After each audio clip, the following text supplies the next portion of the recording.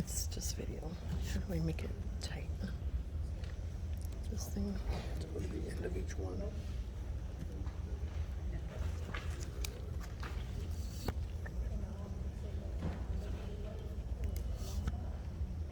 Good deal.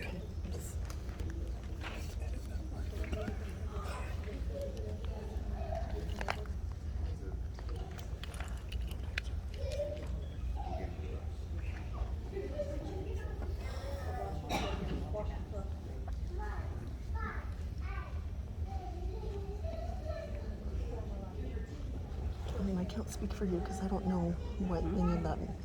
I didn't look over any of it, so it just might be something we have to post. They're not going to address it anyways. Right, but if I read it, then you can take it. Yeah, you just have to read fast because they're only going to give you 3 minutes. Yeah, that's what, but that's not what the policy is.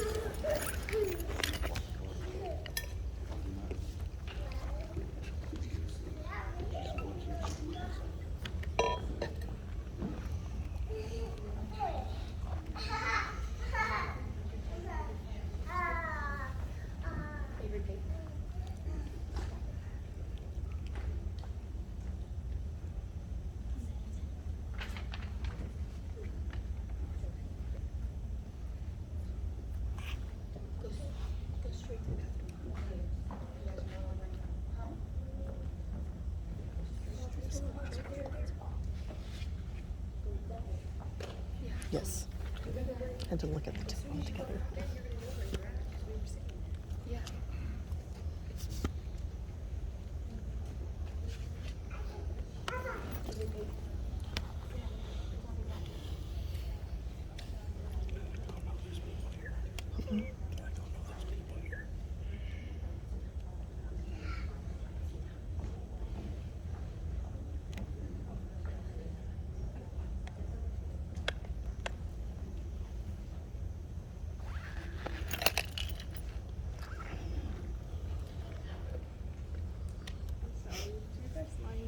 Because I have to write it for my board. When I do the minutes, I need to know who's here. Do you mind just writing your name down? I know who you are, but then I forget the next day. Why is she asking me to do that? Well, because Minutes. there's a lot of people here. There's usually hardly anybody. Last time I knew who you guys were, but there's other people, and I have to have it documented. It's just, Yeah, I know. They're all pissed. So I just have us 3 on there, or I just put all 3 of us. thank you. She put you down. Oh, okay, thank you. I thought she was doing it because you were recording. That or just need proof that you were here. and Well, you last gave her time permission. they were done by now. Is that already 5:05?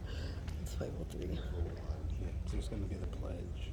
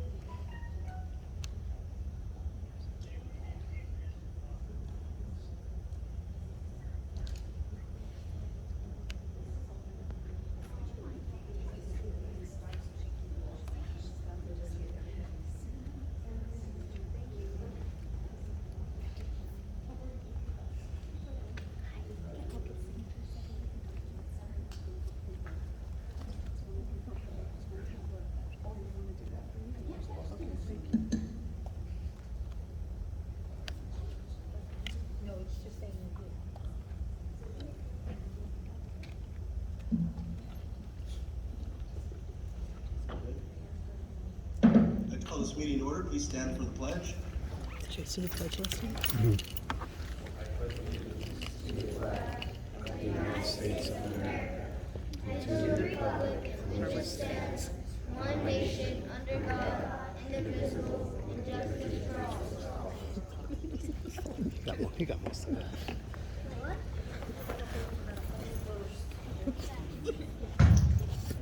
Everyone to the Miami board meeting on September 12th, 2022. 5:05 p.m. Could we have roll call, please? Mr. Vitano? Here. Mrs. Allen? Here. Mrs. Granger? Here. Mrs. Steiner? Mr. Monjo? Present.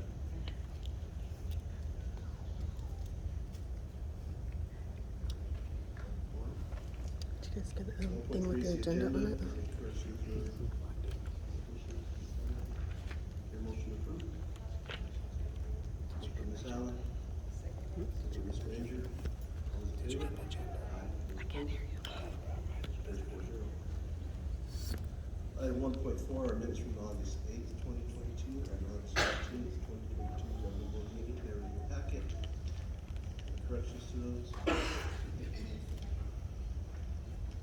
Your motion to approve those?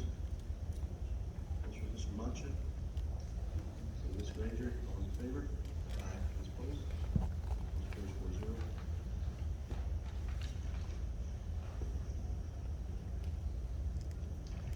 Administrative reports. 2.1 is called to the audience. That's right here. So, pursuant to the governing board policy DEDH, any individual desiring to address the board shall complete a form, request to address the board, and give this form to the board president prior to the start of the board meeting. Members of the board may not discuss items that are not specifically identified on the agenda. Therefore, pursuant to ARS 38-431.01G, action taken as a result of public comment will be limited to directing staff to study the matter, responding to any criticism, or scheduling the matter for further consideration and decision at a later date. All public comment for the meeting will be accepted in writing form only. All public comments are due to the district office 1 hour prior to the start of the Miami Governing Board meeting and will be read into the record by the superintendent.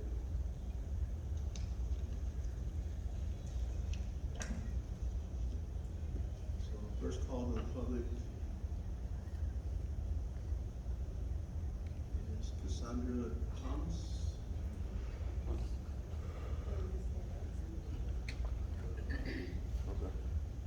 So I just stand up right here, or? We have a microphone in the front. So we can hear you, please. Okay.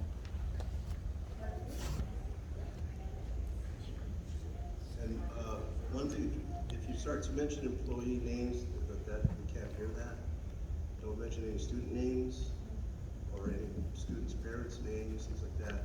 Because if they want to file a complaint, if they haven't filed a complaint, then anything we hear that might be a complaint, we are no longer allowed to hear, and we have to hire someone to come do that for us. Okay, I can address like the schools that. Yes, yes, yes. Okay. And you got 3-minute time. Okay, so just start? Yes, ma'am. Okay, well, I want to address the Lee Corning Asian bullying situation. My kids have been homeschooled for roughly about 3 years. My kids have come home, they've had physical harm to them. They have had verbal abuse. My kids have been called rapists. More than once, on different occasions. My kids they're being told that, from other children, don't be their friends, they're rapists. They gang rape me. My children are 9 and 10 years old. This is a very serious situation. When I brought up the situation at the first moment on the phone with the principal, I don't know if I can say that, but with the principal, my first reaction, or his first reaction, was a laugh on the phone. I don't find it appropriate. My children they're children. This is not just a playground talk. This is not just just a whatever situation, like this is a very situation. I don't think that it's being handled or handled appropriately, or, I mean, and today it's happened again. My child was physically harmed. A child came up and squeezed his trachea. I mean, just this area, squeezed it. Called the school. Oh, well, I didn't see it. I was doing the bus route, but I didn't see it happen. Okay, but it doesn't mean it didn't happen. And it was just kind of tossed aside. My husband went up to go and address the situation, and he was basically told he's not allowed back out of school. Today, on the phone, I told the principal that, you know, I said we can have a meeting for tomorrow to come up and address the situation about my children being called rapists again. And he told me that I'm not allowed to have my husband out of school with me. He told us previously when we had left the second time after addressing my son being choked, he said that my husband can be back on school grounds as long as he had a police officer present. Now today, at the end of our conversation, he's not allowed on school premises. So what happens if I'm at work or if I can't go? Then what does that mean for my kids? My husband can't go up to the school? I mean, the bullying situation is really out of control, really out of control. I have to explain words to my children that they've never understood, they've never heard before. And I mean, and the only thing is, well, how come they didn't come tell me? How come they didn't come tell me? Well, my children don't like to go in and talk to them because they're intimidated. They feel threatened by the situation, and I don't think that's fair. My children don't go to school every day feeling safe. They go to school in fright. My children cry when I tell them that they have to go to school every day, and I don't think that's fair. And something needs to change. That's really all I have. Thank you, Nick.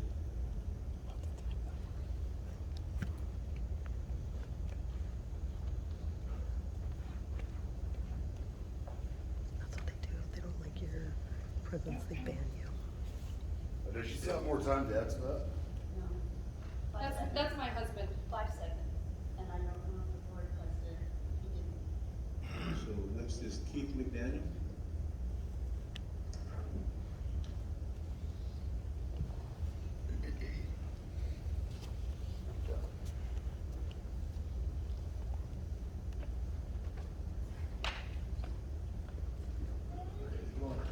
Yes, sir. You know, a lot of the same issues with my children. Same This school? happened, same school, yeah, all of our kids go to school together, they're cousins. And a lot of the same, bullying and name calling going to my kids. A lot of my kids, some of my kids, this is their first year in school. And a lot of these words they never heard before. And a lot of this has been brought up, and it looks like nothing has been done. Like, my sister-in-law Cassandra just pointed out, it happened again today. Different situation, but like two of my boys essentially got sexually harassed today. And I mean, I guess since no adult saw it, it didn't happen, but this is something that's been occurring for a while now.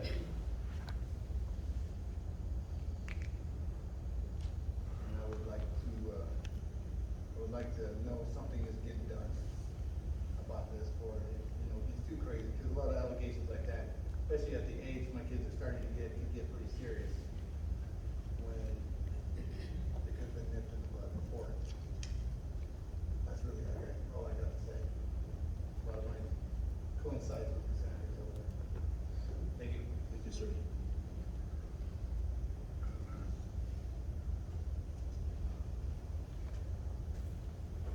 Sonia Weaver.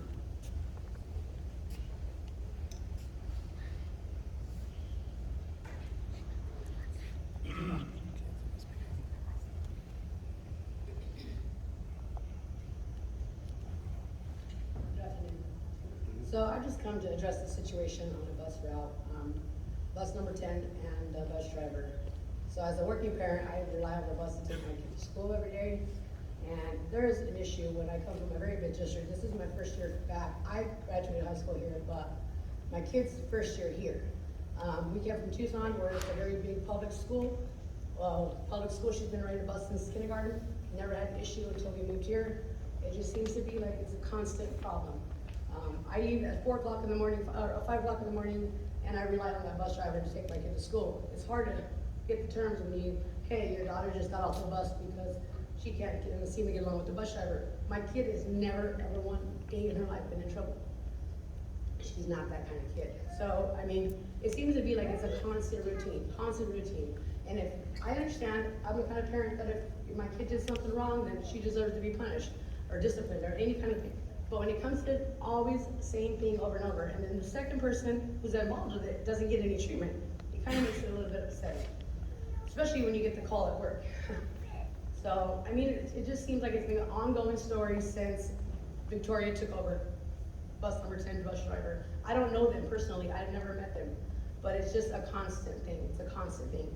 When the other bus driver came on, we never had a similar issue. Matter of fact, my daughter is the kind of daughter that helps other kids stay in their seat and listen. So I'm just getting to the point where I needed to come to address it to you guys because it doesn't seem like anything else is getting done. Okay, thank you.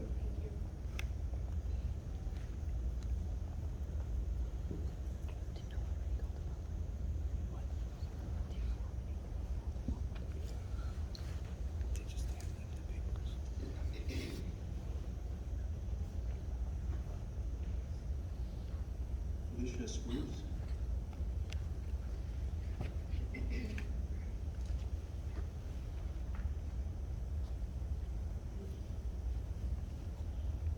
Good afternoon. So, same situation, bus 10. My son's been on that bus for 2 years. And when Ray was on the bus, we were good. When Victoria took over, Just stop. I thought that was her child's name. That's the bus driver's name. You can't use the bus driver's name. okay, so when we had the first bus driver, it was good. This second bus driver, been nothing but problems for almost 2 years now. Been nothing but picking on my kid. Been constant. My kid has been kicked off the bus for something that he deserves to be kicked off the bus. And now my son won't even get on the bus. We live out in Roosevelt. That's a 30-minute drive. As parents, depend on that. Especially out there. And the fact that my boy will not even get on that bus. My little boy has a science seat that he's never been in trouble in his life. Just started school. He doesn't even talk. He's pretty much almost healed. And it's getting ridiculous. This bus driver has been nothing but problems for all of us. We're tired of it. And something needs to be done before it gets worse. I mean, a kid has even threatened my son and nothing was done to that child. Kid was never kicked off the bus. And I have videos of this. And it's getting out of control. Thank you, ma'am.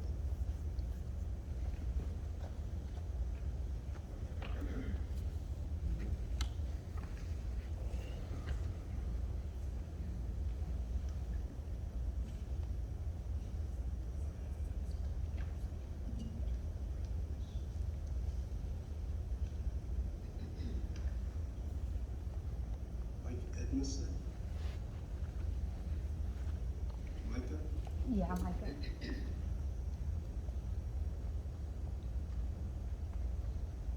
Hi, so I'm pretty much having the same issues as they have. A little boy decided to run to a teacher saying that my daughter was trying to rape him. I was never informed of it. He ran to a teacher about it. I didn't even hear about it until my daughter got home, and my daughter that has happened to her pretty much. And so she came home pretty upset about it because she got in trouble. There should have been no reason she was in trouble. She gets singled out quite a bit. Won't even see her do anything, gets pulled to the side. Another one of my children apparently got in detention. She swears up and down she did not bite somebody. But because this little girl had 3 friends say that my daughter did it, my daughter got in trouble even though my daughter's in tears saying she did not do it. You got a bunch of students being singled out and pretty much intimidated to where they don't even want to go to the teachers because when they do go to the teachers, nothing is done. There's a little girl in the class that calls my daughter a hoe. I mean, where in any of this is right? That these students can do whatever they want and nothing get done about it. And then you go to a higher person and that person will laugh at you. My son was stuck in the sun for detention, told he was supposed to have detention for 5 minutes. Got stuck there all of recess in the burning sun and couldn't even get up and get a drink. He came home sick. And again, when that was brought up, it was laughed about. None of this is okay. So something needs to be done because none of these kids are even wanting to go to school, and all these parents are about to start pulling their children out of school. The schools rely on us, on our kids being here to even get paid. So what are they gonna do when they start losing all their students because the bullying is just getting worse and worse? They're smoking weed on the bus. My kids have come home telling me exactly what they're doing on bus 9, to where kids are passing pipes and smoking weed in the back of the bus. And nothing gets done. There's no way a bus driver doesn't smell it. Because that's a very distinctive smell. Even if the windows are open, you're gonna smell that to the front of the bus. And you got little kids spreading it across the whole bus that these kids are smoking weed. Like, kids know what a pipe looks like, they know what weed is. It's legal these days and people use it for medical purposes. My husband does, so my kids know what it is.